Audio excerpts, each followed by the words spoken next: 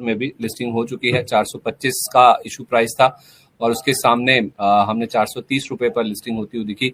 430 रुपए पर लिस्ट होने के बाद 430.75 ये भी हाई हमने बनता हुआ दिखा। तो 5 से 6 रुपए का अपमूव स्टॉक में बना और उसके बाद स्टॉक में हो गई मुनाफा वसूली हावी। फिलहाल ये 422 रुपए 35 पैसे पर यानी कि 2% नीचे ट्रेड करता हुआ दिख रहा है हाई से, और अपने इशू प्राइस से करीब 1% की गिरावट आपको इस स्टॉक में आती हुई नजर आएगी। तो कुल मिलाकर लिस्टिंग हल्की पॉजिटिव हुई, लेकिन जिस तरह का मूड माहौल मार्केट का है, हाई लेवल से स्टॉक करेक्ट होता हुआ दिखा है और यहाँ पे हमने प्रेशर फिलहाल ऊपरी स्तर पर बनता हुआ दिखा है।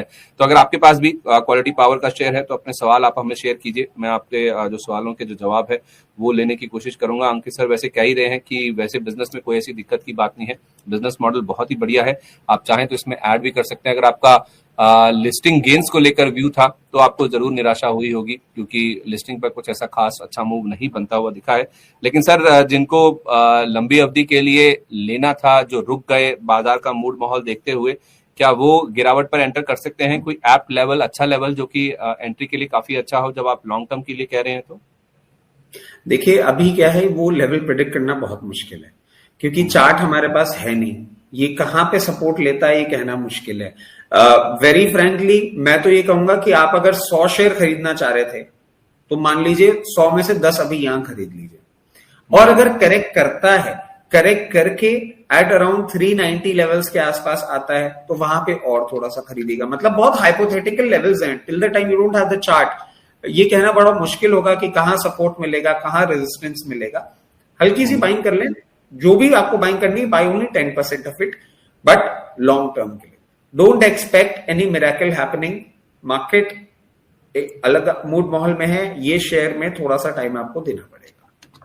ठीक है, तो आप कह रहे हैं कि लंबी अवधि के लिए अगर आपको पोजीशंस खरीदनी है या फिर एंटर करना है तो आप जरूर एंटर कर सकते हैं। 10% अभी लें, और नीचे वाला जो लेवल था सर मैं वो मिस कर गया, मैं 390 सर, 390 वो भी एक्सट्रीम आ रहा है अब मेरा, क्योंकि मार्केट इतना एक्सट्रीम हो रहा है कि लेवल्स आपको उस तरीके से देखने को मिल सकते हैं।